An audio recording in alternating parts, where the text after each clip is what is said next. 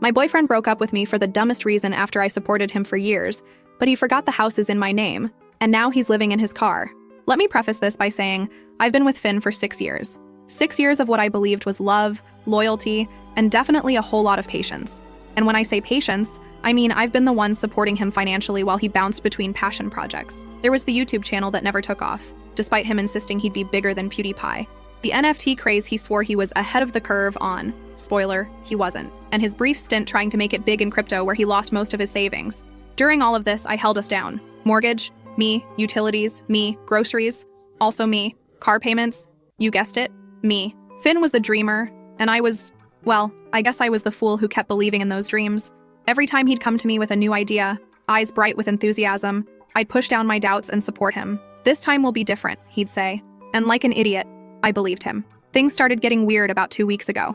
Finn began acting distant, spending more time than usual on his phone, and making these odd comments about needing space to grow and finding himself. I didn't think much of it at first. He tends to get philosophical when he's about to start another project, but then he started making these comments about the state of the house, which was new. He'd point out unwashed dishes or unfolded laundry with this weird, judgmental tone I'd never heard from him before. Then last week, he sat me down at our kitchen table after I got home from work. He had this serious look on his face that I'd only seen a few times before, usually when he was about to announce another failed venture. But what came out of his mouth made me question if I was living in some parallel universe. "I think we should break up," he said. "You don't do enough around the house." I actually laughed. I thought he was joking, but when he didn't crack a smile, I felt something inside me just shift. This man, who I've basically been mothering for 6 years, was accusing me of not contributing enough. When I asked him to clarify, because surely he wasn't serious, he doubled down. "You never clean up after yourself, and I feel like I do all the emotional labor around here. I'm always the one who has to point out when things need to be done. Let me paint you a picture. I work insane hours to keep us afloat while he's at home, brainstorming his next big move. Yes, sometimes I'm too tired to do the dishes right away or fold laundry immediately. Sometimes I leave my coffee mug on the counter or forget to put my shoes away. But you know what I do? Pay every single bill that keeps a roof over our heads and food in our fridge." Meanwhile, Finn's biggest contribution to our household has been reorganizing the bookshelf by genre 3 times and throwing out my perfectly good Tupperware because it didn't spark joy anymore. This is the same man who has a meltdown if the Wi-Fi goes out for more than 5 minutes. Guess who calls the provider every single time? Me. Every birthday, holiday, or weekend activity, planned by me. He won't even order takeout without asking for my input 3 times, and then still managing to get my order wrong. But here's where it gets truly bizarre. After his little breakup announcement, Finn started acting like the house was already his. He made this smug comment about how this will be a good reset for both of us, and suggested I could move back in with my mom or something. He even started talking about how he was going to turn the guest room into his office once I was gone, and how he might get a dog since there won't be anyone to complain about the hair anymore. That's when it hit me. He genuinely seemed to have forgotten, or maybe never realized, whose name is actually on the deed to this house. Hint, it's not his. Not even close. This house was my inheritance from my grandparents, and I'm the sole owner. Every mortgage payment, every repair, every utility bill, it's all in my name. I excused myself, went upstairs, and locked myself in our bedroom. I'm not going to argue with him or try to change his mind. No, I'm going to let him sit in his little delusion for as long as he wants. Let him think he's winning this breakup. Let him think I'm packing my bags and heading out the door. Because here's the thing, Finn has no idea what's coming. He has no clue that he's about to lose everything. And honestly, I can't wait to watch him realize just how badly he screwed up. First update. So I mentioned in my last post that my boyfriend, well, ex-boyfriend now, Finn broke up with me out of nowhere, claiming I didn't do enough around the house. This, of course, was hilarious because I've been the one paying for literally everything. Mortgage, utilities, groceries, while he's been working on himself for the past 3 years. Oh, and let's not forget, I also cooked, cleaned, and did every chore that wasn't somehow attached to his beloved gaming setup. But here's the kicker. After the breakup, Finn acted like he owned the place. Literally. I think it took him all of 5 seconds to decide this house was his now. He didn't say it outright, but the way he carried himself made it obvious. He started lounging around like the king of a castle he hadn't even built, leaving messes everywhere and playing his games until 4 a.m. like nothing had changed. He even started telling me what I needed to pack up so I could leave in an orderly way. Meanwhile, I was just sitting there in shock, waiting to see how far this delusion would go. Spoiler, it went very far. About a week after the breakup, Finn told me he was having a friend over. This was during one of his moments where he barely looked at me, muttering something about how I needed to respect his space. Respect his space. In my house. Sure, buddy. I just nodded, thinking, okay, let's see who this friend is. When the doorbell rang, I opened it to find a woman standing there with a bright smile and a bottle of wine. Her name was Mila, and let me tell you, she was perfectly nice, polite even, but it didn't take a detective to figure out this wasn't just a friend. The way she looked at Finn? They were very much together. Finn didn't even introduce us properly. He just breezed past me like I was the maid, giving Mila a little tour of the house. My house. And oh, did he sell it like he was some kind of real estate mogul? This is the living room. I've been thinking about getting a new couch in here. Something more modern, you know? This is the kitchen. I love the open layout. It's great for hosting. This is my office. It's where I do most of my work these days. I almost choked when he said that last one. Work? The man hasn't had a job since 2018. The office he was referring to is the spare bedroom I set up for him to maybe do some freelance projects, but it's mostly just where he plays Fortnite. Mila was eating it up though. I could see her imagining herself living here, settling into a life of Pinterest-perfect bliss. Meanwhile, I was standing there in the kitchen, gripping my coffee mug so hard I thought it might crack. At this point, I had two options: blow up and let them both know exactly how I felt, or play it cool and let Finn dig himself into a hole. I chose the second one. Honestly, I wanted to see how far he'd take this little charade. The entire evening, Finn acted like he'd already moved on and was just graciously allowing me to stay until I figured things out. He even had the nerve to pull me aside and say, "I think it's best if we start working on a timeline for when you'll be out." No rush, of course, but Mila and I need to start planning. Planning what? A housewarming party in my living room? I just smiled and said, "Oh, don't worry about me. I'm handling everything." You should have seen his face. So smug. He really thought he'd won. The next morning, I made my move. While Finn was still asleep, I called a locksmith and had all the locks changed. The locksmith was in and out in under an hour. I paid him, thanked him, and sat down with a cup of tea to wait. When Finn finally woke up and strolled into the kitchen like he owned the place, I casually told him, "By the way, I had the locks changed this morning. You'll need to grab your things and leave by the end of the day." You guys. The panic on his face. He went pale. "What do you mean you changed the locks? You can't do that." "Oh, I absolutely can. This is my house, remember? It's in my name. You're not on the deed. You're not on the mortgage, and now you're not welcome here." He tried to argue. He tried to plead. At one point, he even tried to guilt-trip me, saying, "I thought you loved me. I thought we were building something together." Mila came over during all of this, probably expecting another cozy evening with her man.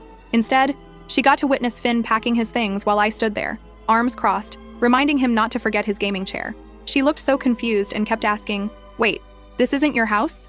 Finn didn't even try to answer her. By the end of the day, Finn was gone. Mila was gone. I poured myself a glass of wine, sat down on the couch Finn had wanted to replace, and thought about how close I'd come to losing everything because I was too generous with my time, my money, and my patience. Never again. Oh, and in case anyone's wondering, Finn is now couch surfing with friends. I heard from a mutual acquaintance that Mila dumped him too once she realized he was unemployed, broke, and basically homeless. Karma's a beautiful thing, isn't it? Second update. I thought that was the end of it, but apparently Finn wasn't done embarrassing himself yet. A few days after Finn left, I got a call from our mutual friend Caleb who wanted to check in. I could tell from his voice that he was fishing for something, so I asked him outright, "Did Finn send you?" Caleb hesitated but eventually spilled the beans. Turns out Finn had been planning this breakup for months. He'd been telling everyone, friends, acquaintances, even his family, that he was about to take over the house and start a new chapter. He painted himself as the long-suffering boyfriend who had put up with my nagging for years. According to him, the house was basically his because of all the work he'd put into making it a home. I had to pause Caleb there because I nearly choked laughing. What work? The man barely did his own laundry, let alone anything to maintain the house. I asked Caleb if Finn ever mentioned the small detail about the house being in my name. He said you'd probably just leave when he asked, and if you didn't, he'd figure it out. Oh, Finn. Sweet, delusional Finn. Apparently, Finn was so confident that I'd roll over and give him the house that he threw himself a little victory lap before the breakup. He told people he was finally free to focus on his life, and even made plans to host a housewarming party. Again, in my house. The audacity. Caleb also told me something that really pissed me off. Finn had been downplaying everything I did for him. He told people I was barely paying the bills, and that he was the one holding it all together. This was the guy who didn't even know how much the mortgage was every month. The lies were just so bold and bizarre that I couldn't help but laugh. I thanked Caleb for the info and started thinking about how I could wrap this up in a way that Finn would never forget. At first, I thought about just letting it go. Finn was gone, the house was mine, and I could finally move on. But then I remembered all the crap he put me through. Years of emotional manipulation, financial freeloading, and now this ridiculous smear campaign. No, I wasn't going to let it slide. I decided to hit Finn where it hurt most, his ego. First, I sent a polite but firm group message to our mutual friends clarifying a few things. The house was in my name, 100%. Finn never paid a dime toward the mortgage or bills. Any claims that he built our life together were outright lies. I kept it factual and unemotional, but I made sure to include screenshots of our old lease agreements and utility bills with my name on them. Even included a photo of the deed with only my name. I wasn't about to let him twist the narrative. Second, I reached out to a local charity that helps people furnish their homes. I donated all of Finn's leftover junk, his old desk, a couch he never sat on, and even the gaming chair he left behind in his rush to leave. They were thrilled to take it, and I was thrilled to see it go. Lastly, I decided to let Finn's parents know what had really been going on. They'd always been kind to me, and I felt like they deserved to know the truth. I didn't go into every detail, but I told them enough to make it clear that Finn's victim narrative was a complete fabrication. The group message blew up almost immediately. Most people were shocked but supportive, saying they had no idea Finn was spinning such a ridiculous story. A few of his closer friends tried to defend him, saying he was going through a lot, but I shut that down quickly. We all go through things, I said, but that doesn't give you the right to lie and steal. Finn, of course, found out about the message and called me furious. He accused me of ruining his life and said I had no right to air our dirty laundry. I told him calmly that he'd been doing that himself for months. I just corrected the record. Then I hung up and blocked him. As for his parents, they were horrified. They apologized profusely and said they had no idea Finn had been treating me so poorly. His mom even offered to pay me back for some of the bills he racked up, but I declined. I wasn't interested in money. I just wanted them to know the truth. The real cherry on top came a few weeks later when I ran into Mila at a coffee shop. She approached me, clearly embarrassed, and apologized for getting involved. She said Finn had lied to her about everything, including how the house situation was mutual. Then she told me the funniest thing I've heard all year. Finn was living in his car. Apparently, none of his friends wanted to take him in after learning the truth, and his parents weren't interested in bailing him out either. He'd burned too many bridges, and now he was reaping the consequences. I don't wish homelessness on anyone, but in this case, I can't say I feel too bad. He made his bed, or in this case, his back seat, and now he has to lie in it. Third update. So remember how I mentioned Finn wasn't done trying to get his house back? Well, grab your popcorn because this story just got even more ridiculous. Last week, I was having lunch with my sister Nora when she started acting weird. She kept checking her phone and giving me these strange looks, like she wanted to tell me something but couldn't figure out how. Finally, I just asked her what was up. "Don't be mad," she started, which is never a good sign. "But Finn reached out to me last week." I nearly spat out my drink. What? Turns out, Finn has been going around telling everyone who'll listen that we had some sort of verbal agreement about the house. According to him, we were practically married. We weren't. And he'd contributed significantly to the household. He hadn't. But here's the real kicker. He asked Nora for money, not just a little money either. He wanted enough to get back on his feet and fight for what's rightfully his. And she gave it to him. Before you grab your pitchforks, let me explain. Nora and I have always been close, and she's usually the smartest person I know. But Finn apparently fed her this sob story about how he'd invested everything in our relationship and was now homeless because of me. He even showed her screenshots of some bills he'd paid years ago, conveniently leaving out the fact that he'd paid them with my money. I felt bad for him, Nora admitted, looking guilty. He was living in his car, and he seemed so sure about everything. He said he just needed enough to get started again. I sat there trying to process this betrayal. "How much did you give him?" $2,000, she mumbled into her coffee. $2,000. I was about to lose it, but then Nora pulled out her phone and showed me their text conversation. As I read through it, I realized something. My sister might be smarter than I thought. See, Nora hadn't just given him the money. She'd made him sign a proper IOU, complete with repayment terms and interest. She'd even gotten him to put his car up as collateral. When I asked her why she went to all that trouble for a small loan, she just smiled. "Because I knew he was full of it," she said. "I wanted proof of exactly how desperate he was getting. Plus, I figured having a document showing he had to borrow money might come in handy later." I could have hugged her right then, but the story gets better. Remember Caleb? Our mutual friend who spilled the beans about Finn's pre-breakup plotting? Well, he sent me screenshots of Finn's social media posts where he's been painting himself as this victim of a calculated gold digger who trapped him in a relationship just to steal his future earnings. Yes, you read that right. He thinks I spent 6 years supporting his unemployed self because I was after his future money. The money he was definitely going to make from all those failed projects I funded. The posts are full of vague accusations about how I manipulated him and took advantage of his trusting nature. According to Finn's new version of events, he was the one who supported me emotionally while I was unstable and unable to maintain healthy relationships. This from the man who once had a 3-hour meltdown because I bought the wrong brand of energy drink. But here's where it gets really interesting. My friend Zoe has been keeping track of everyone Finn's reached out to, and apparently he's been telling different stories to different people. To some, he's the victim of a manipulative ex. To others, he's a generous partner who gave up everything for me. And to a few, he's even claiming we had some sort of business partnership that I betrayed. The stories keep getting more elaborate too. Last week, he told someone I had promised to put his name on the deed as a birthday gift, but then changed my mind out of spite. Pretty creative for someone who once forgot my birthday entirely because he was too busy trying to become a Twitch streamer. Yesterday, I got a series of increasingly unhinged messages from him about how he's going to expose me to everyone we know. He's threatening to tell people about all my secrets. Though I'm really curious what secrets he thinks he has, considering I'm the one who knows about his failed cryptocurrency investments, and that time he tried to become a professional dog photographer with my camera. I haven't responded to any of his messages, but I did save them all. Something tells me this isn't over yet. Finn's never been good at accepting reality, and now that he's burned through Nora's money, probably on another get-rich-quick scheme, I'm sure he's cooking up some new plan to try to get what he thinks he deserves. Last update. So last Sunday, I was doing my weekly grocery shopping when I literally ran into Finn's mom at the store. I tried to just smile and walk past, but she grabbed my cart and said, "We need to talk." Now, his mom has always been sweet to me, even after everything that happened, but this time she looked different. Worried, but also kind of angry. She asked if we could get coffee, and something in her voice made me agree.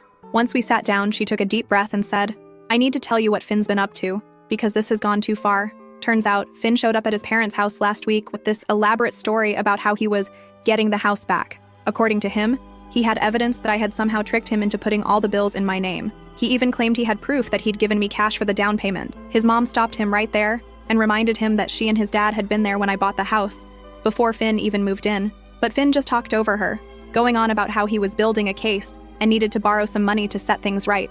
When his parents refused to give him money, he completely lost it. Started throwing around accusations about how they never supported his dreams and were choosing my side over their own son. His mom looked so tired as she told me this. "He's not the boy I raised," she said.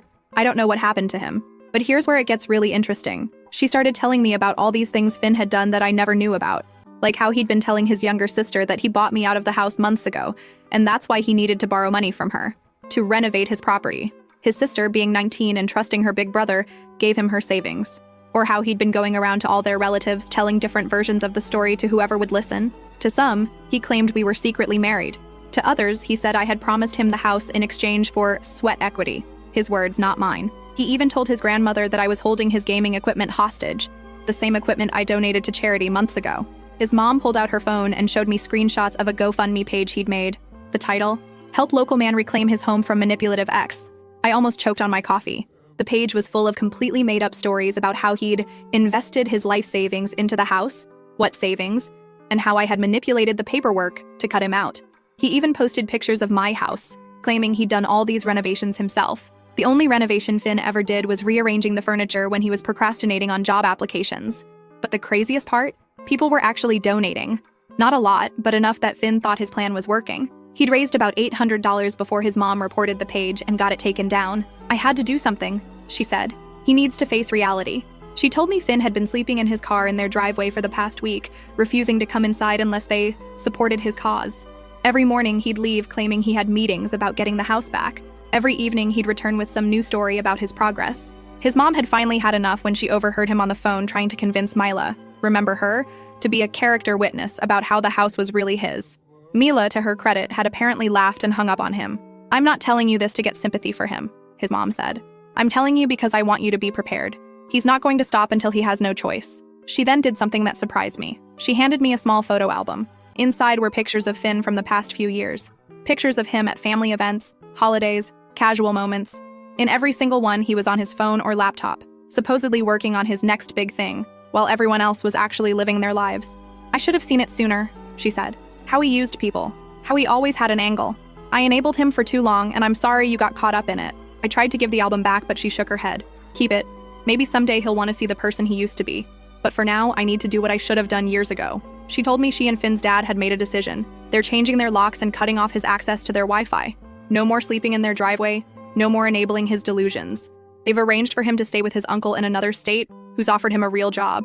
No computers, no schemes, just honest work. He either takes the offer and gets his life together, or he figures it out on his own. But we're done watching him try to tear down other people's lives because he refuses to build his own. As we were leaving, she hugged me and whispered, "Thank you for showing him there are consequences.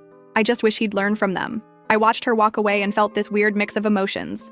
Relief that his own family finally sees him for who he is, sadness for the person he could have been,